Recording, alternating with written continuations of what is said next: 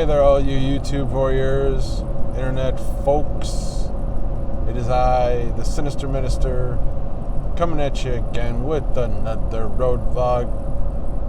It is like the second and a half week of January. Finally got a little snow on the ground. It's cold as shit out. Northeast Ohio. Typical. Now this is typical weather for this time of the year, although we're used to a little bit more snow. However, I'm not complaining. I don't mind snow. I hate the fucking cold. But if you're gonna have snow, you're gonna have cold. But anyways, thought I'd talk about something kind of near and dear to my heart, so to speak. But today is what the hell day is it? It's Monday the 11th, and we just found out we lost David Bowie. He's awesome. Major Tom. Which really sucks, and coming out a week after roughly that we lost Lemmy. It's terrible. But these guys are old, and they rock and rolled up until the day they died, and that's so commendable and so awesome. But keeping in mind, they were old. That's what happens. I understand that. What I have a problem with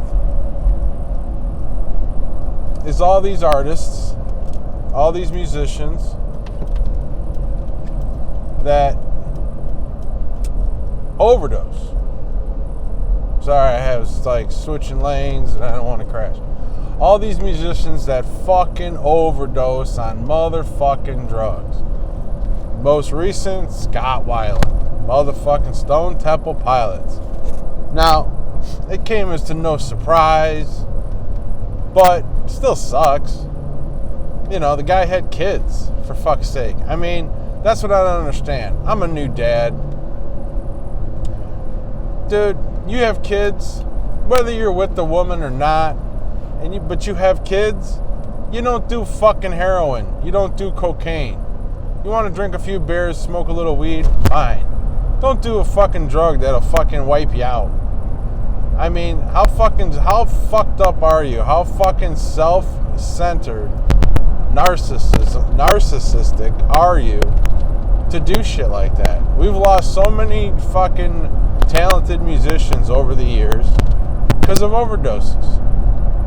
I mean, the fucking Paul Gray from Slipknot, Janie Lane, just tons of them. They just drop. Actors. This isn't just musicians, but actors.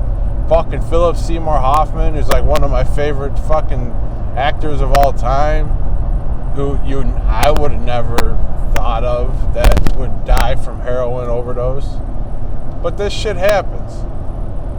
It's so fucked up. And these people have kids, and they have careers, they have money, they have, what most people would do anything for and not abuse it, but fucking people do. And I don't understand why.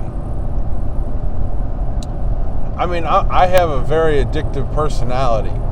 Extremely addictive personality. And I know this.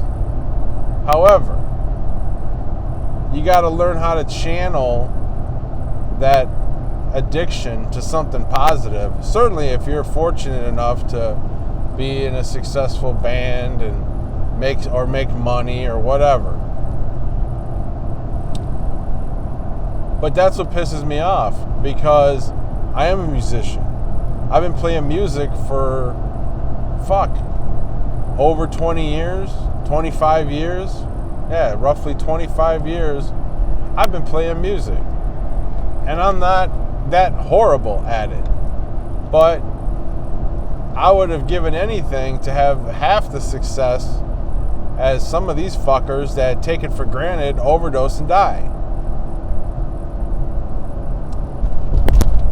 That's what gets me, because I've always, I've always worked and played music on this, as my a hobby or whatever. But it was more than a hobby. I mean, I've sunk tens of thousands of dollars into my gear and time and everything else. And I've been in a few locally successful musical projects, and I'm not giving up now, and I'm in a pretty good one now, but it's just a point. Like, I would give anything to have that kind of a success. And the last thing on my mind, even with my addictive personality and the fact that I've done every kind of fucking drug known to man, is that I wouldn't piss it all away on fucking heroin and shit. I mean, that's what I don't get. Lane Staley. Fuck, come on, man. Like, seriously? Alice in Chains was like my favorite band. Still is. It's like my all-time favorite band. If I had to pick one band, if you said you can only listen to one band for the rest of your life, fucking Alice in Chains. Done. Signed, sealed, fucking that's it. No.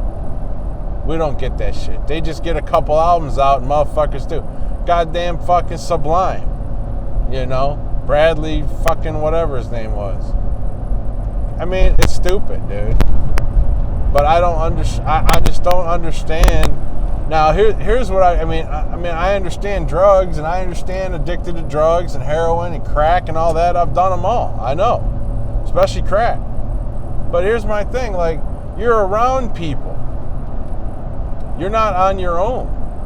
You're not by yourself. So, you're telling me that you got friends and family around watching you fucking do heroin, do crack, whatever, speedballs, all that shit. Watching you do all that shit, and they're not like fucking having like serious interventions for you to get better or get your shit right. Like, they did that shit, the Jackass guys did that shit with Steve-O. Steve-O was as good as dead. But they fucking went over there and fucking just got him and took him to a fucking thing and said, you gotta fucking, it's just, that's it. You're gonna die, otherwise we don't want you to die. Here's what has to happen. If you gotta forcibly take somebody into rehab, then you just have to do it. I mean, that's all, and you could say, oh, well, people, yeah. But listen, you gotta try. And if they completely, fuck it and just, I don't know, man. I think it's just, I can't believe that all these people around and nobody, I mean, you don't know if anybody does anything, but you never hear that come out like, oh man, fucking Scott Weiland, yeah, everybody knew he had a fucking heroin problem and people were trying for years to get him to quit. You don't hear that shit. You don't hear that people have been trying to get the motherfucker sober or get the fucker, get him right. And there's so many people out there like myself, like I'm, millions and thousands of fucking other guys and girls and kids and whatnot that would love the opportunity to be in a successful band, noted for your musical abilities, and maybe make a little money. Like I'm interested in my music being popular and people liking it and saying, man, I want to listen to that. I want to put it on my iPod and fucking jam that shit while I'm working out or whatever. That's what I want. And then, yeah, if you can make some money, that's fucking great. But, I mean, to fucking piss your shit away on some drugs, dude, oh my God. When there is so many ways to catch a buzz, there's so many ways to get high, there's so many ways you can do it without doing heroin, without doing crack and shit. And I understand, man, I was strung out on crack for 2 fucking years. Horribly. I understand the fucking addicting nature of this stuff, but I also didn't really have that many people around me that were really pushing for me to fucking, knock the shit off. More so, especially if you're in a band. You're in a band. You're part of a group. You got popular because you all got together. As musicians, you came together. You created some great music. People liked it. You got it fucking on air, and you got played on the radio. You got notoriety. And even as a collective whole, I mean, you're pretty much a business, but that still isn't enough for people, the other members of the band, to be like, look, dude, you got to knock this shit off or fucking shut down the band, dude. Because that's kind of the fuel, you know, that gives you the opportunity to get drugs and spend money on drugs and be in that environment. It's so fucked up. I mean, it's one thing to lose Lemmy from old age and, you know, cancer, whatever, and David Bowie and stuff. I mean, that sucks too. But to fucking check out because you overdosed on some fucking pills or something, good crikey, man. Is that a fucking dumbass way to go? But, and then here's the thing. All right, now here's my super bitch. People that are then, like they did with Scott Weiland, fucking, oh man, was he, oh, fucking, social media gets all ablaze. Oh, fucking, he was awesome, and he was this, and he was that. Yeah, he was, but fuck that shit. Don't glorify that motherfucker. You know, he had a fucking talent, and he pissed it away. I mean, so now we got to glorify him. Why? Because he was a talented musician? He's had fucking drug problems for years. Years. And whether or not people were helping him or not, I don't fucking know. I don't know the personal fucking situation. I just know what I see. What the media fucking puts out there. That's all I know. You know? And it's, you know. I mean, really? Really? And then we're going to fucking, you know, like, you know, memorializing Lemmy or David Bowie, that's fine. I mean, they deserve it. And, you know, they didn't die because of stupidity. You know, old age came and got them. Ugh, fuck. But I mean, it's really fucking stupid. And I just hate seeing people then glorifying what these guys did, how they lived. And it's bullshit. Fuck them. Don't even fucking mention their name again. I mean, if you die from a fucking overdose because of your own stupidity, fuck you. Don't even mention your name. It's okay, he died. Great. Why? Overdose. And that's it. No fucking play their music on Sirius satellite radio. Have all these vigils and shit. Maybe it's me being fucking cold-hearted, but I just think it's pretty... I don't think we should glorify that shit. And I think by constantly bringing it up in the media and constantly fucking social media talking about it, that's just glorifying what the fuck they did to fucking die, to overdose. I mean, I personally don't think it's right. You know, all 6 of my fucking, you know, watchers of my videos can agree or disagree with me. I really don't even give a fuck. I think it's fucking stupid. Because as a musician, and I wouldn't go so far as to say a starving musician or struggling musician. I mean, I've always maintained a job and stuff, and I always, you know, had the desire to, you know, want to be a rock star and stuff. I mean, I had 2 dreams when I was little, and that was either to be a rock star or a businessman. I spent over 10 years of hardcore dedication trying to be a rock star, came pretty close.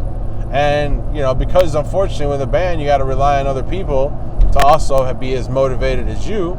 And when they're not, you know, that's what happens.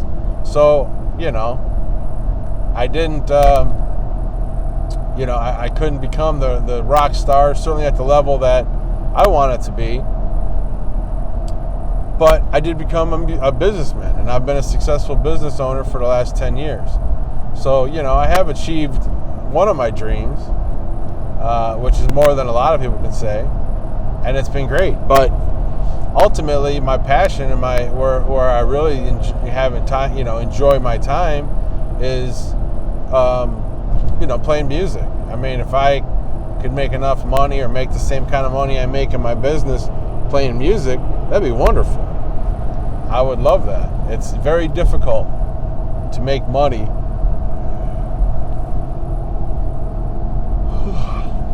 in a band playing music, certainly on a local level.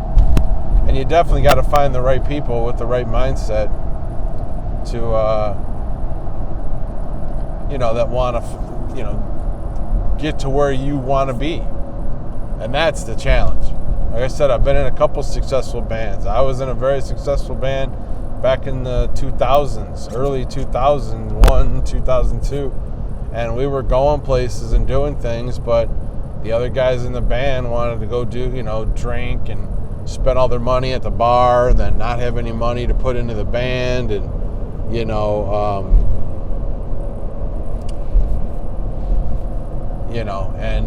put time, it's not just about money, but it's a lot of time, a lot of effort. It's a lot easier now. Everybody's got a fucking computer. I didn't even have a computer, Fucking MySpace wasn't even around. Facebook, well, MySpace was around. Facebook came out in 2004. Now everybody just goes on fucking Facebook and hits a fucking, posts a thing, hits a like button. Big deal. So anyways, that's my fucking rant road vlog for today. I mean, it just really bums me out, and just hearing about waking up to David Bowie is a fucking drag. I was a fan. I wasn't a huge fan of David Bowie, but I liked a lot of his early stuff. I definitely liked the Ziggy Stardust shit, and all that jazz. But I even like some of his newer stuff. I like that one song, fucking I Hate America, or I Hate Americans, or whatever, because I kind of sort of do, for the most part. That's why if I win the fucking goddamn lottery, I'm going to Europe. Fuck you. Fuck America. I'm going to Europe. But anyways. So that's pretty much my vlog for today. For this moment in time. Don't do drugs. I mean, if you want to do drugs, smoke weed. Drink beer.